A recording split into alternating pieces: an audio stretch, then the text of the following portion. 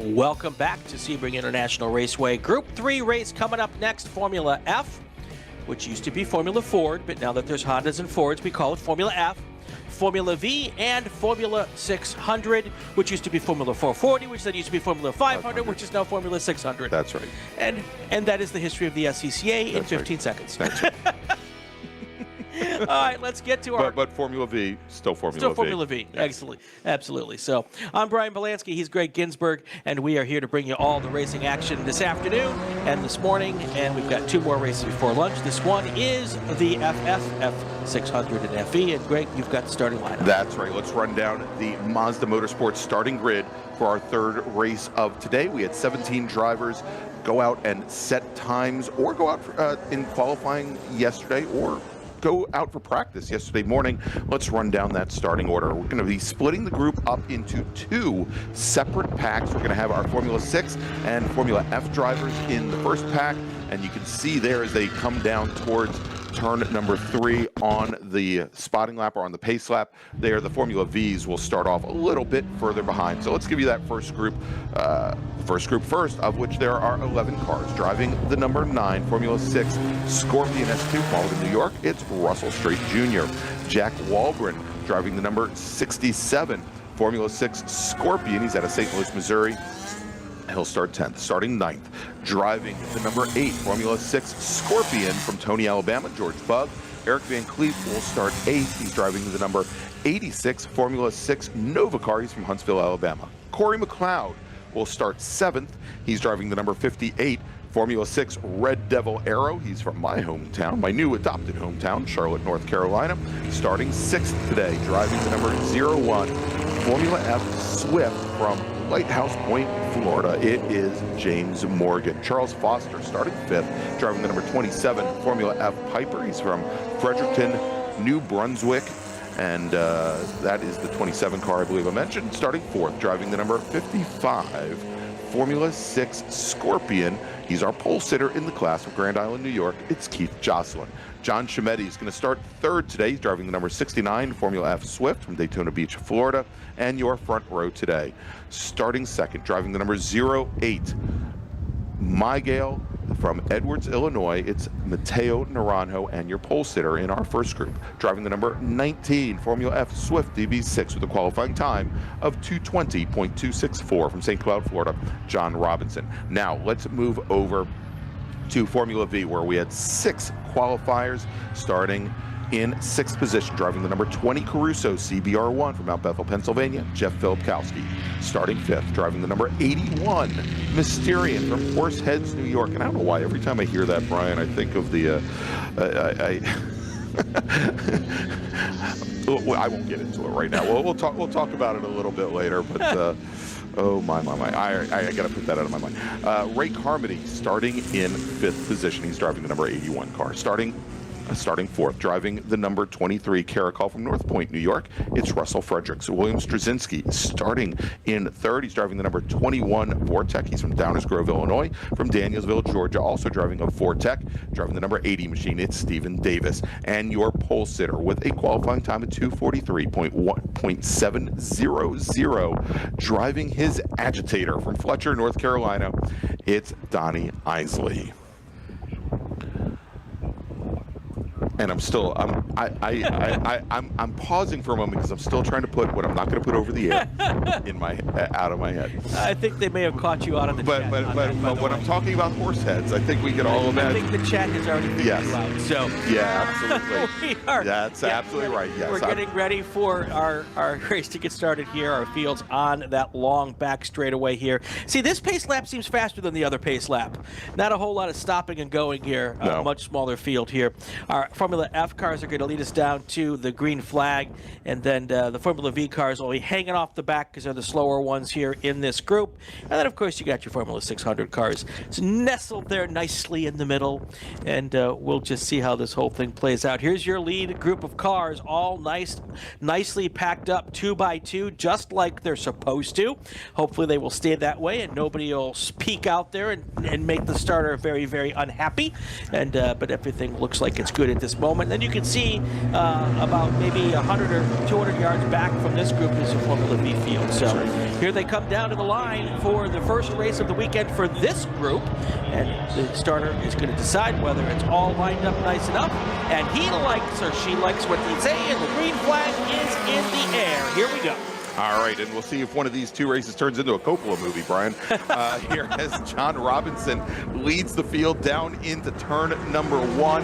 He's in that red Formula F Swift. He's got Matteo Naranjo in the yellow Pelfrey car, the 08 car, running second. They keep Jocelyn, the first driver through in one of our Formula 600s. It looks like we've got a latecomer to the field in Formula 600. I believe that was Russell Straight in the number 9 machine. He's going to be, thought they were probably going to hold him until the Formula Vs come through, but we should have our Formula Vs coming down the front straight now.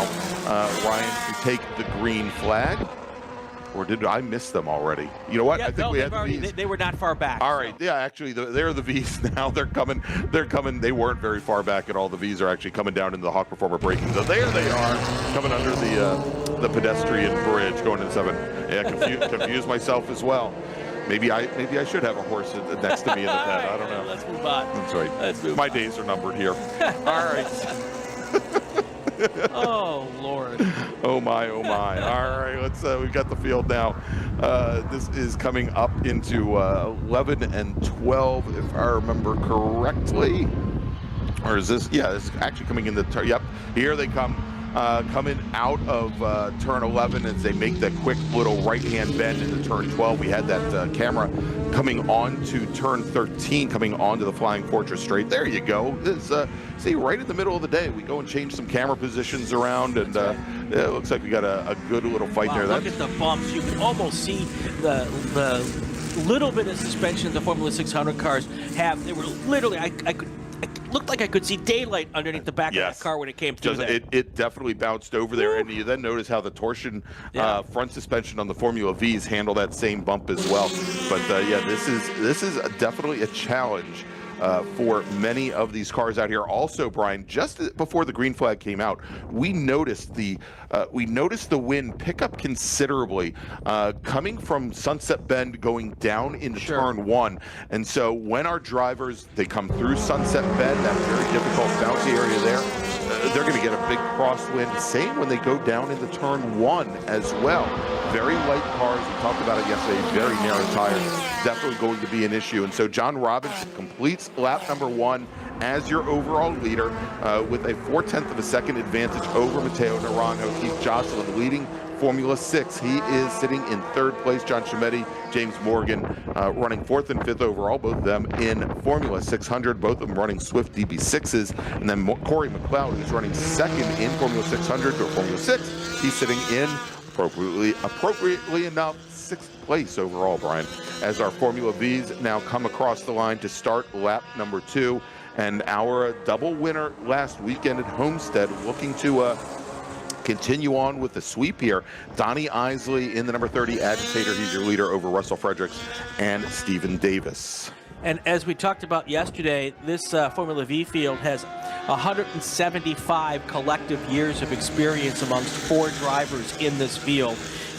Bill Styczynski, Donnie Isley, Stephen Davis, and Ray Carmody. Between the 4 of them, they have 175 years of experience in this class. Yeah, and I think Russell Fredericks might be the junior statesman in that class, and he's right in the middle of it. And you know, I'm going to have to say this, and I'm very, very sorry to believe it was going back before we took the break. One of our associate producers, Brian, I believe that was Gavin Grimm. He wanted a little less coverage of the Formula Vs, and I'll tell you, if they're locked side by side and nose to tail 4 wide through the entire length of the race, we're going to actually have to give them just a little bit more coverage there. But great race turning out so far here for this entire group, and a great battle at the front of the field between Robinson and Naranjo here. And Naranjo has been he kicked off his road racing campaign last year here at Sebring. It was his first time behind the wheel of a Formula F machine after a lot of time in karts, and he had I think the opening weekend of all opening weekends is he fought Nolan Allaire, eventual national champion, well, we take a look at it for almost a full hour over 2 days of racing.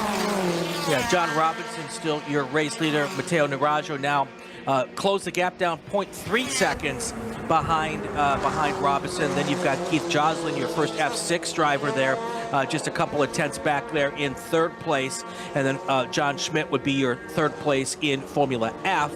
So we've got one Formula 600 car nestled there in the top four there with Keith Joslin. And Corey McLeod there also trying to get right up in there. He's about 4 seconds back, so he would like to try to get caught up to the back of that group so that he can possibly go up and give Keith Joslin a little bit of run for his money here. Yeah, and so Brian, early on, I said that I thought it was Russell Straight Jr. that might be starting from the pit lane. We saw one of the Formula 6s come down the pit lane just as the Formula Vs were taking the green flag. But I'm not showing a time or a completed lap for Russell Straight. Well, I'm just seeing now he is clicking off on sector time. So okay. It looks like he's out there, but it definitely looks like he didn't make the green flag. So he's going to be a couple laps down. Laps down, yeah, exactly. Yeah. 2 laps down. Yeah, so, and actually that might be him right there. Well, we'll check because we're showing him as being in going into sector 3 right now. So that certainly isn't them. I think that's a little bit further up in the field right now. I believe that's Eric Van Cleef and Jack Walburn that we just saw coming under the pedestrian bridge out of turn 6. Yeah, definitely, and it's possible he had some mechanical problems he was trying to work on, and he's just going to come out and put some laps in here to make sure whatever fix they did will work for tomorrow. Because again, tomorrow we come out and do it all over again. New race, same points, so all good. Look at this battle for the Formula V. There are 5 cars right there, 6, 7 cars right there, and that is just always some of the best racing on the racetrack when that Formula V group is out there. Yeah, and Brian, from the looks of it, as they came down into the Hawk Performer braking zone, our new leader, Stephen Davis, in the black and yellow number 80 machine. Donnie Isley, who was our pole sitter and previous leader, he falls back into third. He's got Russell Fredericks and Jeff Filipkowski there. But right now, it is 1, 2, 3, 4, 5, 6 drivers challenging for the lead in Formula V. Again, very early on in this race, the V racers are only working lap number 3 at this point here in this 25-minute timed race. All right, so Matteo Naranjo just went purple with a 1:20.907. That's just 10 one-thousandths of a second faster than John Robinson. So that will give him a chance to close that gap just a little bit more. That's going to be very, very interesting as we move our way through this the early portions of this race. Let's make a call to grid here for our next race group, Greg. Sounds good. Let's do that. Attention in the paddock. First call to the grid for race group number 4, Spec Miata, our last race before lunch. Spec Miata racers, please head to the grid. Your race is next. Spec Miata to the grid, please. All right, so let's look here. And so, Brian, you said Matteo Naranjo ran the fastest lap of the race. He was already about a quarter of a car length back, maybe 3 feet back from Robinson on the previous lap. So maybe he made up, I don't know, another 6 or 7 inches turning that lap. And when we say that he turned the fastest lap, I want to be very clear. He was 7 one-thousandths of a second faster than Robinson was on that previous lap. Exactly. Yeah. There's not a lot of ground to make up, even though you turned the fastest lap. Yep. Robinson's in a Swift DB6. He's at a St. Cloud, Florida. That's not far from Orlando. Last year, he had 2 starts. His best finish was, or 2 starts in a Super Tour. His best finish was 16th in Atlanta. All right, in Formula 600, from the start here, Keith Joslin, and he had a large advantage at the start of this race where the Joslin started in 4th on the outside of row number 2. The next fastest Formula 600 racer started in 7th on the inside of row number 4. And right now, Joslin running 3rd overall, and Corey McLeod running 5th overall, but the gap between those drivers over 9 seconds currently. So Joslin with a pretty big bumper there back to McLeod. and McLeod back to Eric Van Cleef, who's running in third. That is another 13 seconds as this Formula 600 field has really started to spread out. We're looking at, again, 9 seconds, 13 seconds, 15 seconds, 27 seconds between each of the Formula 600 cars. Naranjo out of Edwards, Illinois, near Peoria. He was your winner of the Super Tour point standings last year. 6 races, 2 wins at Road America, 5 podiums in his 6 races. So he is accustomed to running up front. As we watch, and there is that second group there with John Chimetti, James Morgan, Corey McLeod, and Charles Foster in there as well, with Eric Van Cleef just making his way through turn 1. So you can see still some great fights coming through here in Formula F. But we are getting some reports, and we heard this yesterday, Brian. I believe it's Jack Walburn in the number 67 machine. We're getting some reports of some pretty heavy smoking from that car, and I know I'm not going to go out and say that it's a 2-stroke motor, otherwise I'm going to get in a lot of trouble, because I know it's not a 2-stroke motor. But Jack Walburn currently running 4th in Formula 600 out of St. Louis. Reports that his Scorpion is letting out a bit of the white stuff in the back. Yeah. Keith Joslin, our leader right now in Formula 600. He was 2nd last year in the Super Tour. He grabbed 2 wins. He had 2 wins here at Sebring, and then he won at the Glen in his 6 races. Also finished 3rd last year at the runoff. So he is one of the guys who's always running up front in Formula 6 here with our Super Tour, throughout the year.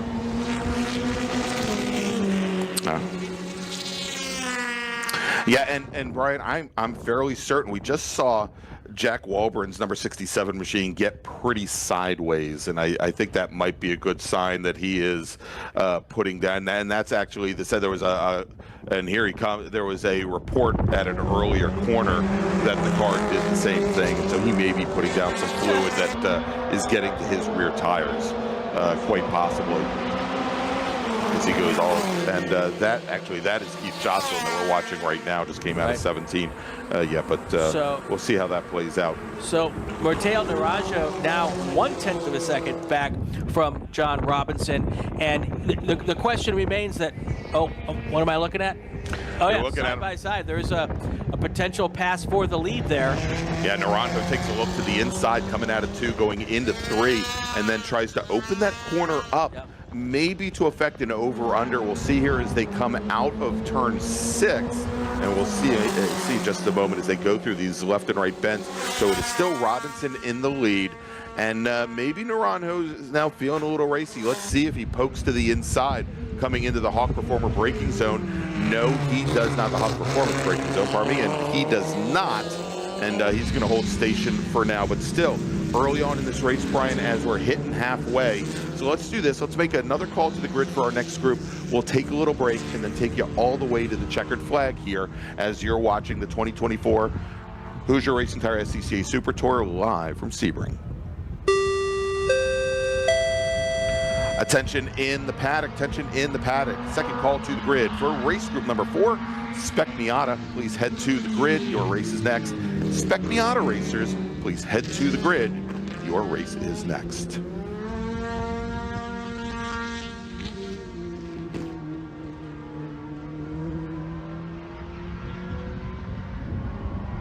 For over 25 years, championship-winning drivers and teams have demanded Hawk Performance Motorsports brake pads. Now you can have their advanced technology on your daily car, truck, or SUV with Hawk Performance Street products. With the improved HP Plus pad for that hybrid street and track feel, or Super Duty pads for tow vehicles, their all-new ER1 brake pad designed to take on even the longest race, and their all-new high-performance brake fluid, Hawk has all of your braking needs covered.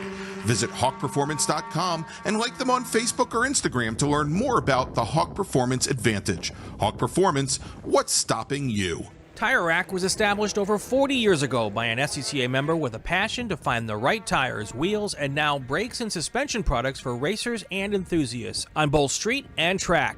As official tire retailer of SCCA since 1995, and sponsor of the Runoffs Polo Award, along with the National Solo Program, Time Trial Nationals, and National Tour and Track Night in America.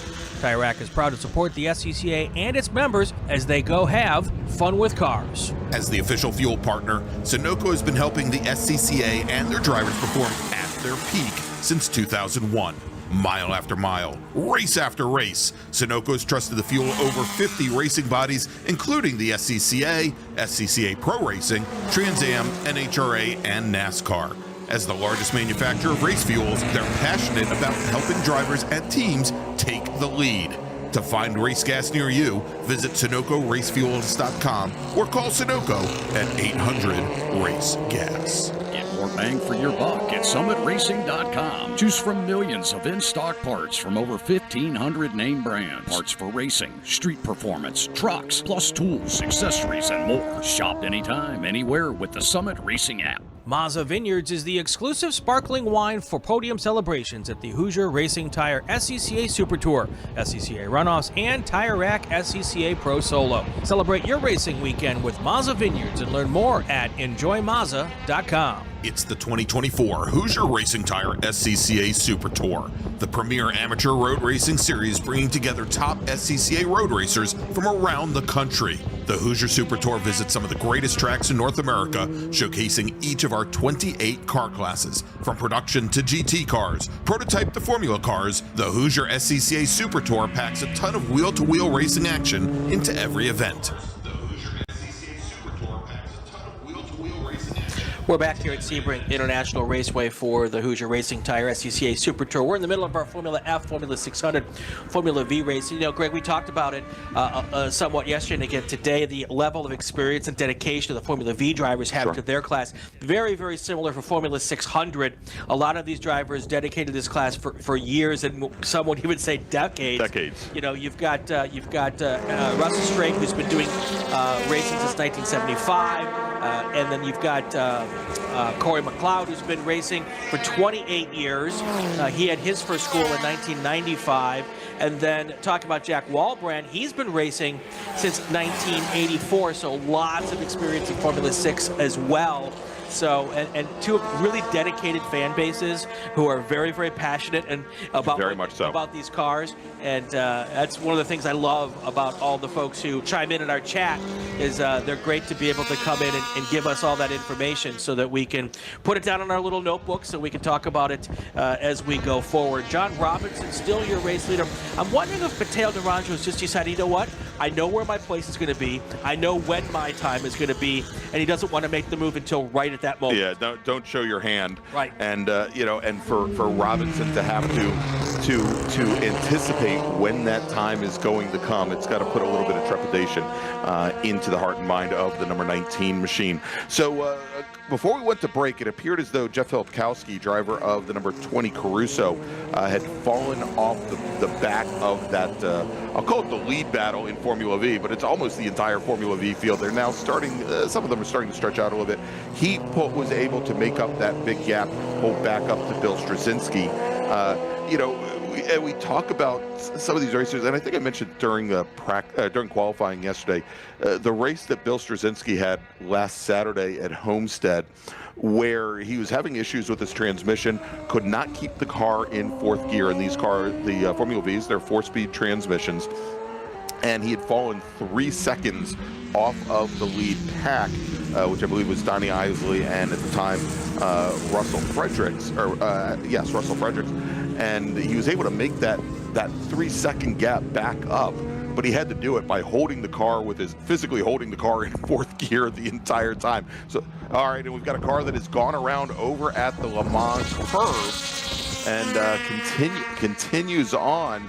And so the question is whether or not that is the 67 car of Walbrand, or is that, I don't think that's the 55 of Jocelyn. We'll track them and just, we'll get that number for you and verify here. And it's right behind our leader, so I think it might have been Keith Jocelyn. We'll track that here. It's the one hard part with the small cars with the small numbers, and it's really hard for us to pick up the numbers here at times.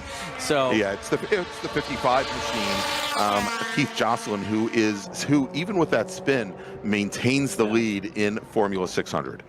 And you know, you look at the Formula V race, and you know the two best battles on the track are that lead for Formula F, and then of course our Formula V field, which you can pull out an Amish quilt and cover first to fifth right now. So that's once again putting on one of the best shows of the weekend so far here, and you can see these Formula V cars now. Stephen Davis got a little bit of a lead. He knows how to get it done here. It was 0.5 of a second last time by.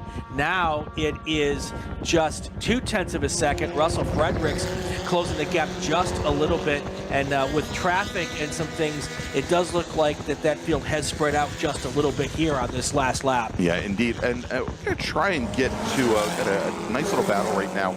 And this is the battle for fourth position in Formula F. It's the 01 of James Morgan, the 27 of Charles Foster, and this should be trying to pick. I mean, this is they're running 5th and 6th overall.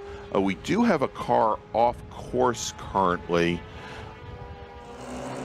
and trying to get now, and we can see right there where it is going down into the Hawk Performer braking zone over at the hairpin. So we've got that local caution over at 7, and my understanding is we do have at least a volunteer on the ground there trying to respond to the incident. We're still trying to get the car number to see exactly who that is, and unfortunately just not in our camera view.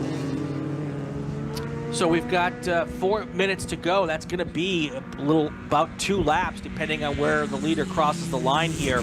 And there's still races on the track for the lead here in Formula F, with Robinson and Naranjo spread apart by just 0.1 of a second. The gap between first and second in Formula 6 is big, so not much to talk about there. And then we can get right back into this Formula V battle with your leaders really still fairly close together, 0.2 between first and second. And Brian, let me cut in real quick, because I think I know exactly who it is off of turn 7, and that is Mateo Naranjo, who was battling for the lead with John Robinson, as we saw them come through the Sunset Bend, and then here on the front straight, John Robinson all by himself in that dark red number 19 machine with 2 laps remaining. That's going to move Keith Joslin up to second overall, still our leader in Formula 600, but that now moves John Chimenti up to second, and that battle that I was trying to track down between the 01 machine of Morgan and Charles Foster now becomes that much more important, because that is the battle for the last step on the podium in Formula 600. We will try to pick that up as we have gotten word that the next time our leader, at this point John Robinson, crosses the start-finish line, he will get the white flag. In Formula V, just now crossing the start-finish line, it is Stephen Davis with the lead over Russ Fredericks and Donnie Isley. That is your top 3. Yeah, and Keith Joslin now moves into a position to possibly race for the overall win, only 2.5 seconds back. Oh, that's a lot of time to make up in a lap and a half. But there is the possibility of that there. Just a little hiccup from the front-running car of Robinson, and that gap can be closed up pretty fast. What a heartbreak for Mateo Naranjo, whether it's a broken car or something else, to pull off there at turn 7 here, and he will just continue to drop back through the field. That makes the best battle on the racetrack right now, the one between Stephen Davis and Russ Fredericks.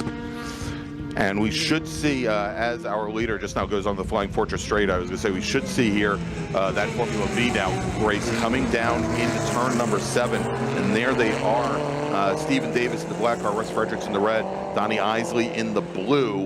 And just a little bit further back from that is William Styczynski. Styczynski now moving up in the 4th position, having gotten around Jeff Filipkowski, but a bit of a gap between Isley back to Styczynski, Filipkowski, and Ray Carmody.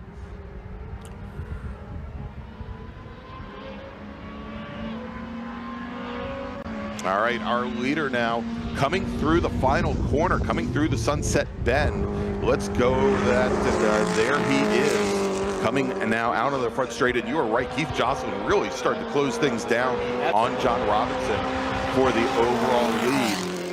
And so we've got 1 lap remaining here, and we'll see here. This coming up, this is the battle right now, I believe, Brian, coming through 17. The battle for the last spot on the podium in Formula F. That's James Morgan in the 01 car. It's Charles Foster in the number 27. And you see almost, about 12 car lengths separating those three machines. Right back behind him, that's Corey McLeod, who is running he's running second in Formula 600, about 2 seconds back from that battle.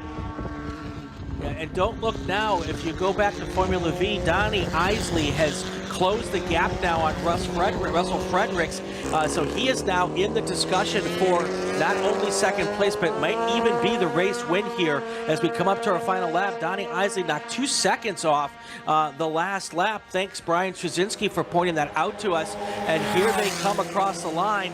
There's Stephen Davis that just crossed. Donnie Isley's moved into second place now, but Donnie Isley now falling back to 2.5 seconds behind Stephen Davis. So Stephen Davis right now, all he's got to do is keep it together, keep it on the track for another lap, and he's going to take a Super Tour win. That's right, and again, a lot of racing history there.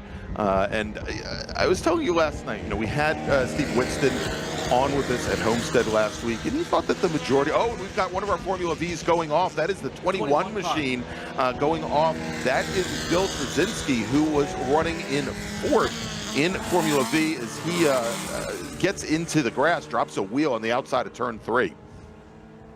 So that's going to be, that could have been I think he was out of probably contention for third place. Yeah, I believe so. But that will probably give Jeff Filipkowski a chance to take over fourth place here as we get to the end of this race.